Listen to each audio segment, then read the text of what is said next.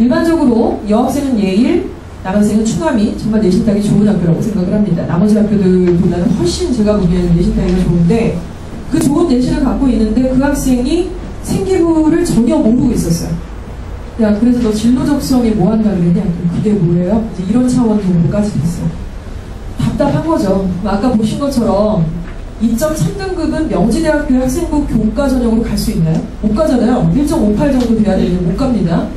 자, 근데 만약에 이 학생이 2.3등급, 4등급을 고3 때까지 유지한 상태에서 비교과와 진로 적성과 소논문과 자기소개서와 면접만 조금 신경을 쓰고 준비를 한다면 중앙대 합격선에 있는 학생이에요. 근데 그 아이와 그 엄마가 모르시는 거잖아요. 그렇죠? 그래서 저희가 이제 이런 말씀을 자꾸 드리게 되는 것 같아요. 자, 그러면 지금부터 딱이다 이런 말씀 드렸는데, 자, 실제 생기부를 좀 보고 계십니다. 우리 학부모님들이 다 보셨다고 하시니까 제가 좀 편하게 말씀을 드릴 수 있을 것 같습니다.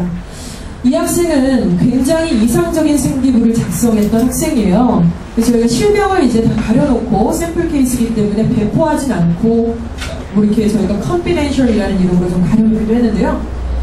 일단 지금 동생이 또 있는 학부모님들 많이 계시죠? 동생이 혹시 있는 학부모님들 잠깐 손 좀 들어주시겠어요? 죄송합니다. 네네, 다 있으시죠? 네, 동생들 때문이라도 지금 이 내용이 굉장히 좀 중요한 부분일 것 같습니다. 먼저 진로 지도 상황이라는 내용입니다. 진로 지도 상황. 현재 고1인 학생들, 그리고 중1인 학생들, 초등학교 5학년인 학생들, 지금 말씀드린 이 3개 학년에 속해 있는 학생들은요, 생기부 기재 시 진로 희망 상황 200자를 반드시 생기부에 써야 돼요.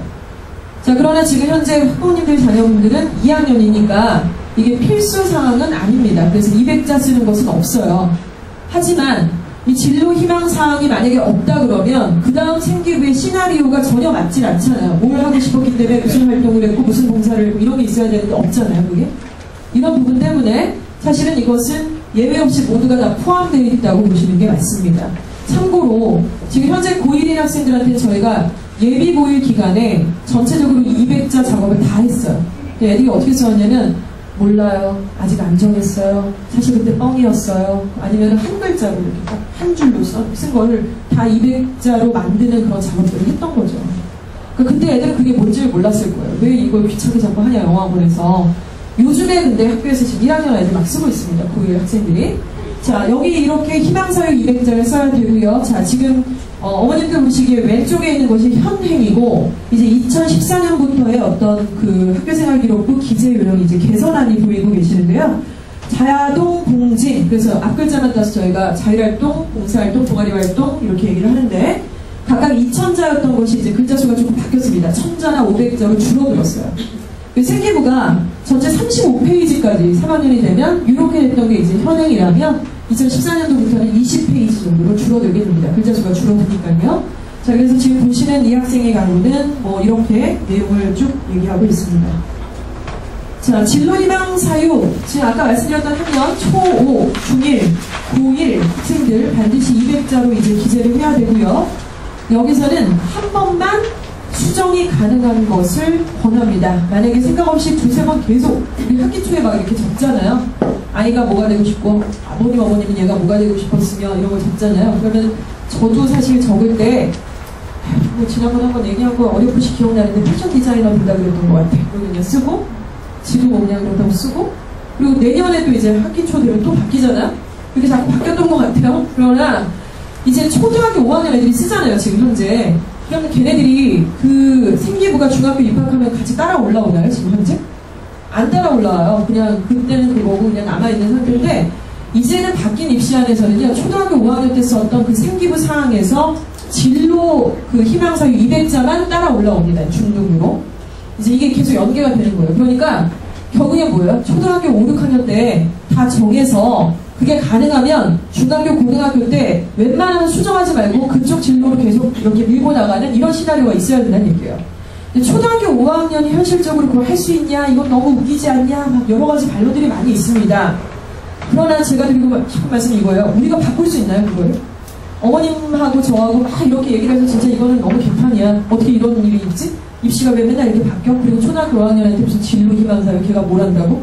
백날 우리가 얘기해봤자 우리가 바꿀 수 있는 게 아니잖아요. 이럴 때 성공하는 사람이 누구냐면 오케이 정하라고 했지? 그럼 나는 전략을 짜고 큰 바운더리부터 이렇게 정하겠다. 예를 들어 초 때 디자인, 중등부 때 패션 디자인, 고등학교 때 구두 디자인 이럴 수 있잖아요. 그럼 그걸 갖다가 맨날 처음부터 수의자 이렇게 정하라는 건 아니잖아요. 그러니까 이런 거에 대해서 아이가 모르기 때문에, 모를 수밖에 없기 때문에 학부모님들이 당연히 그런 부분에 대한 전반적 파악이 분명히 필요하시다는 말씀을 드리는 거예요. 그렇죠? 자, 이런 부분이 있어요. 그래서 반드시 이제 1회 수정 가능하다 이런 말씀까지 좀 드리고 싶고요. 자, 이 안에는 일단 여기 지금 자율활동이라는 부분이 전체 7페이지에서 2페이지에는 들어가 있는 상태입니다. 아까 천자 기재사항이라고 말씀을 드렸고요. 그 안에 이제 자율활동, 뭐 동아리활동, 봉사활동, 진로활동, 교과세부, 독서활동, 종합의견까지 있습니다. 이 중에 우리가 이제 진로 희망사역을 쓰잖아요. 그러면 이제 거기에 맞춰서 어떻게 보면 자동봉진과 전체적인 세부 활동들을 좀 열심히 했으면 좋겠는데, 가장 이상적 케이스는 동아리 활동과 진로 활동 이 두 가지는 이 진로로 선택했던 부분하고 연계선상이 있으면 가장 좋다. 이렇게 보는 거죠. 동아리 부분.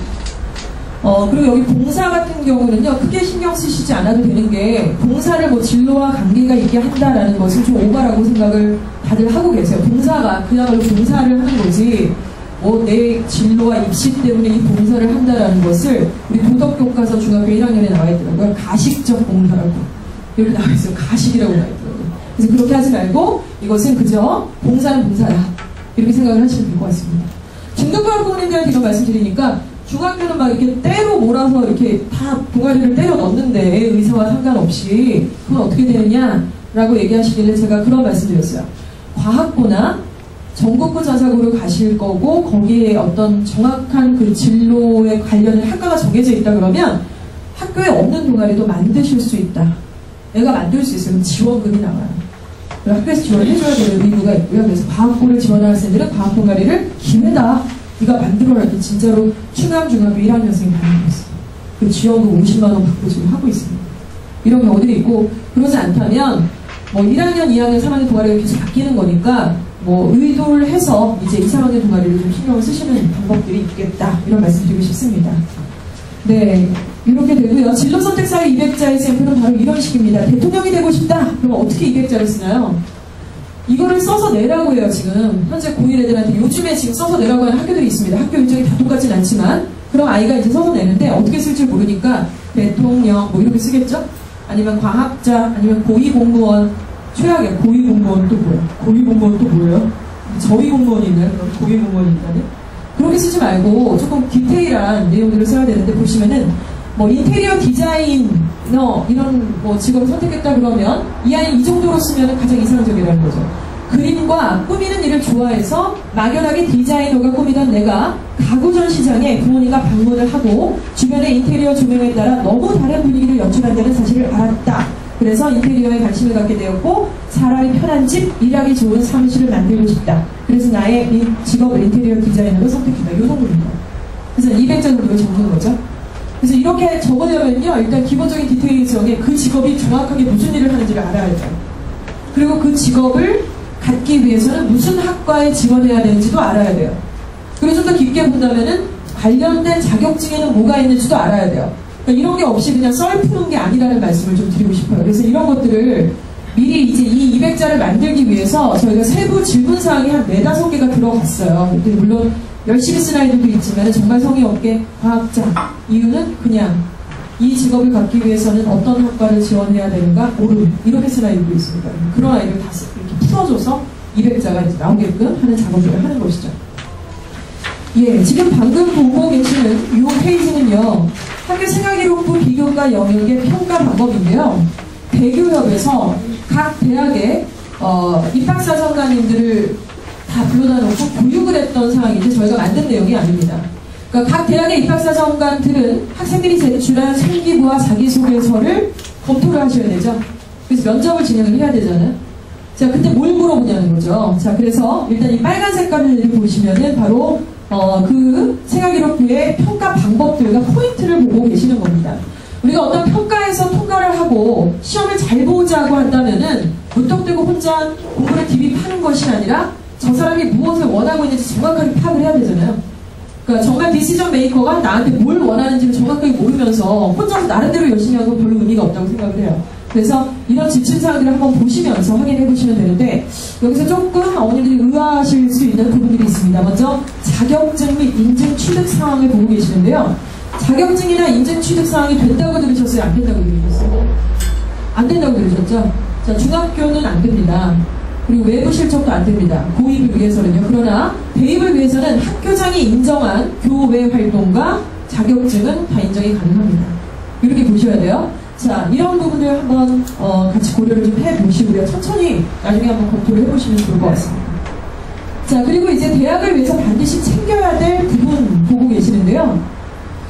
일단은 뭐 교과 학습 발달 상황, 그리고 독서 활동 상황, 그리고 뭐 행동 특성 및 종합 의견, 선생님 작성, 여기 출결상, 뭐 수상 경력, 자율 활동 이런 것들이 있습니다. 생기부에 이제 이런 것들이 쭉 돼갖고 한 30페이지, 아까 말씀드린 20페이지 정도 만들 건데, 어머니 우리가 어머님하고 저희가 막 이걸 다 뜯어고칠 수가 있을까요? 그게 안 된다는 건 아시죠? 우리 선생님들의 고유 권한입니다. 우리가 이걸 배나라 감나라 할 수 있는 자격도 없고 절대 그러시면 안 되고, 저는 만약에 제가 공교육 선생님인데 어머님들이 너무 그러시면 굉장히 싫을 것 같아요. 그러면 안 되죠. 이게 선생님 고유 권한이고, 어머님이 막 출결을 바꿔달라고 떼쓰신다고 그렇게 되는 거 아니잖아요. 그렇죠? 제가 듣기로는 출결이 제일 얘기가 많다고 그러시더라고요. 출결에 대해서. 뭐 고등학생이니까 아이들이 좀 알아서 챙길 수 있는 부분이고, 결국에는요, 이 위에나 이 밑에는 뭐 어떻게 건드릴 수가 없어요. 그걸 어떻게 뭐 바꿀 수 있는 게 아니라 어머님들이 다 파악하신다고 해서 할 수 있는 부분은 없습니다. 그러면 할 수 있는 부분이 뭐냐는 거죠. 바로 이 빨간색 테두리 안에 있는 내용입니다. 먼저 아이들한테 직접 작성하라고 학교에서 이렇게 제시하는 내용들이 있습니다. 방금 말씀드린 진로 희망사항 200자예요. 그러니까 이거를 반드시 아이들이 스스로 써야 되고요. 학교마다 일정이 다르기 때문에 일괄적으로 몇 월에 한다 이런 거 없습니다. 일단 전체적으로 취합하는 것은 11월, 12월, 1월 이 정도에 진행을 한다고 보시면 되고, 2월경에 수정을 한번 할 수 있는 것으로 알고 있어요. 그게 지나게 되면 이제 수정 전혀 불가능하다 이렇게 보시면 되는데, 이 부분. 자, 그리고 자격증 및 인증 취득사항, 아까 말씀드린 것처럼 학교장님이 인정한 교외 활동과 자격증 말씀을 드리는 거죠. 그리고 독서활동 사항입니다. 독서활동 사항. 독서활동 사항. 어렸을 때부터 우리가 책 읽히려고 노력 많이 하셨잖아요. 막 프레벨, 모태소리부터 시작하고 애들 책 엄청 사주셨죠. 도서관에서도 막 빌려다 주시고 하셨는데, 물론 그런 것들이 사실 피상적으로 뭔가를 보여주기 위해서만 한 것은 아닙니다. 근데 이제 고등학생이고요. 책을 읽을 때 엄청 책을 많이 읽는데요. 이렇게 봉사를 엄청 많이 했대요. 아니면 교내 활동을 엄청 했는데 생기부 기세가 안 되니까 왜 해요? 도대체? 저는 그렇게 묻고 싶습니다. 아니, 책을 그렇게 좋아하고 책 읽는 걸 좋아하는데 왜 생기부에 기재를 안 하죠? 기재를 하라 그럴 때 왜 엉뚱한 짓을 하고, 아니면 뭐 빠져있고 왜 그러죠? 뭐하러 하냐, 이제 이런 여쭤봄을 좀 제가 드리고 싶은데, 저희가 이렇게 여러 가지 자료들을 서칭을 하다 보니까 이런 내용들이 있었습니다. 2012년도에 부산에 있는 어떤 고등학교 선생님이신데 담임선생님이신 거예요. 자기네 반의 아이들한테 메일을 보냈어요. 얘들아, 독서 활동 사항에 대해서 애들이 너무 이렇게 뜬구름 잡는 것처럼 실상이 없으니까 샘플을 주신 거예요. 인성 독서는 이렇게, 뭐 전공 독서는 이렇게, 절대 스토리를 쓰지 말고 느낀 점과 포인트를 살려서 쓰렴, 이렇게 해야만 좋단다. 선생님이 찾아낸 자료를 조금 감동받으시면서 약간 눈물도 약간, 선생님이 굉장히 자기 담임반의 아이들한테 애정과 이 간절히 바라는 마음과 이런 것들이 느껴져서 얼굴도 모르는 우리 선생님한테 되게 감사하다는 마음이 좀 들었습니다. 이런 부분들이 일단 본인이 작성하는 부분이에요. 근데 우리 어머니들 잘 모르시니까 독후감을 막 200자, 300자 써야 되느냐, 뭐 이런 게 아니라는 거죠. 그래서 한 두세 줄? 요 정도만 쓰면 되는 부분이고, 스토리가 아니라 느낀 점 포인트를 잡아서 쓰는 거고, 한쪽 영역에 쏠려있는 독서가 아니라 인문, 그리고 전공, 이런 전반적인 부분에서 이제 영역별로 독서 활동사항을 쓸 수가 있습니다. 자, 그리고 학생이 의견을 제출한 다음에 관련 선생님께서 기재를 하시는 사항이 있어요. 예를 들어서 동아리 활동의 세부 내용은 동아리 학과 담당 선생님이 쓰시는 겁니다. 그리고 뭐 봉사활동 마찬가지고 진로활동, 그리고 교과 학습 발달 상황, 이런 것들이 있는데, 아이가 동아리 활동을 어떻게 했는지, 봉사활동을 어떻게 했는지 선생님께서 다 쫓아다니시는 게 아니잖아요.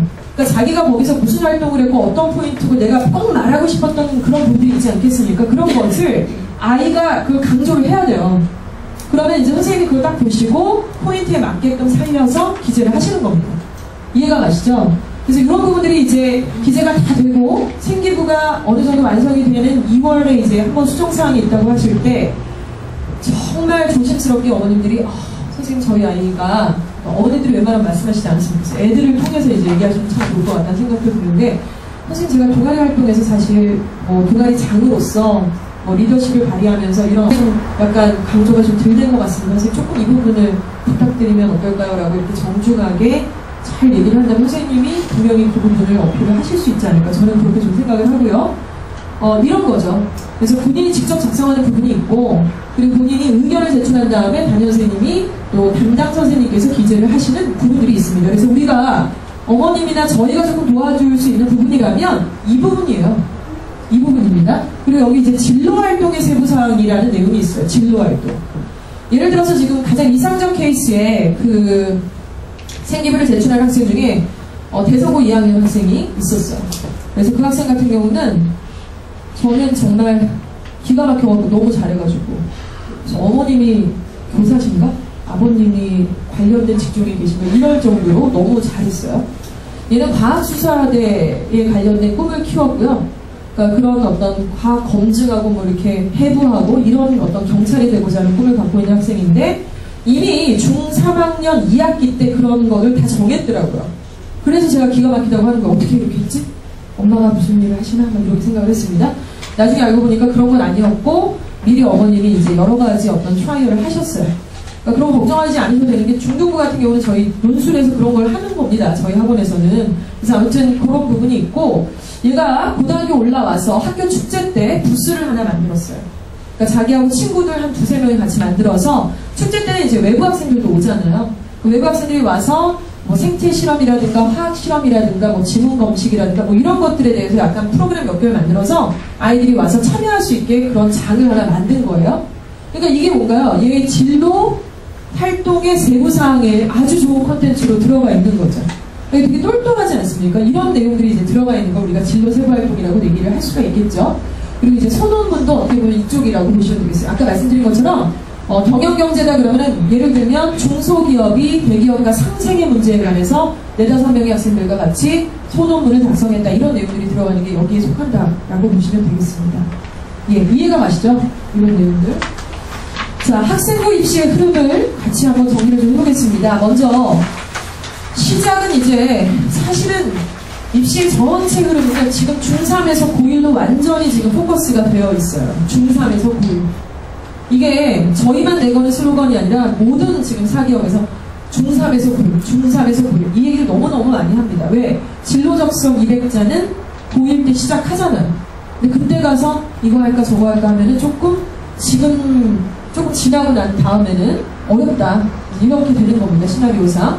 아무튼 지금 일단 고1 때 진로 선택을 했고요. 내신 성적을 2.5등급, 2.3등급 정도까지 끌어올리는 이런 작업들이 좀 필요합니다. 학생부 종합전형으로 가려면. 그리고 생기부 시나리오를 만들어야 되겠죠. 자, 그리고 고2가 됐습니다. 고2가 되면 여전히 계속 신경 써야 될 것은 이제 내신 성적입니다.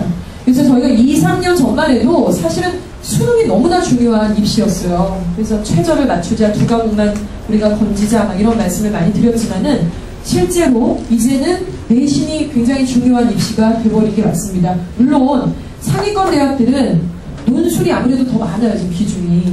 그러나 우리 애들이 다 상위권 가는 거 아니잖아요, 현실적으로. 그렇기 때문에 일단 내신과 논술 두 가지를 다 고려를 하셔야 되고 일단 내신이 좋은 학생들 위주로 우리가 생각을 해봤을 때 이쪽을 좀 노려봐야 된다 이런 말씀을 좀 드리고 싶습니다. 그리고 세부활동, 인성독서, 그리고 업해야 될 부분은 뭘까요?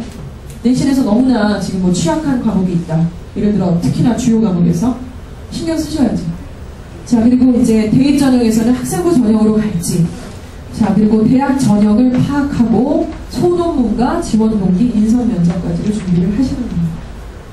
소논문을 학교에서 작성을 해주신다는 말씀을 들어보셨나요? 들어보신 학부모님들 잠깐 손 좀 들어보시겠어요? 네. 처음에 입학하실 때 대성고나 이화여고나 아마 그런 자유고의 학교들은 이런 걸 굉장히 강조해서 많이 샘플로 보여드리고 아마 유인물도 받아보셨을 거예요. 그런 우리 학교에서 만든 소논문의 케이스는 이런 거고 언제 시작을 할 거다. 그래서 대성도 제가 알기로는 지금 2학년 학생인데 1학년 때는 소논문 작업 안 했습니다. 2학기 때 이제 이번 여름이나 겨울방학 때 하신다는 얘기를 들었어요. 그리고 일반계 고 중에서는 저희가 파악하는 바로는 성일여고가 이걸 굉장히 잘하고 있어요, 지금 현재. 그리고 이화여고 워낙 잘했었고, 이렇게 지금 소논문이라는 작업들이 좀 들어가 있는 상태고, 학교마다 이 소논문 없이 이제 생기부, 그리고 학생부 종합전형을 준비한다는 것이 거의 불가능하기 때문에, 다들 준비를 당연히 하실 거고, 학교 차원에서 내신이 되는 애들만 솔팅을 해가지고, 지도교사를 딱 붙여줘서, 4~5명, 6명, 7명에서 팀 짜갖고, 소논문 주제를 주고 이거에 대한 어떤 작업들을 하실 거예요. 분명히 하실 겁니다. 근데 문제는 뭐죠? 성공 케이스가 있는 학교냐 없는 학교냐 이런 차원이 될 거예요.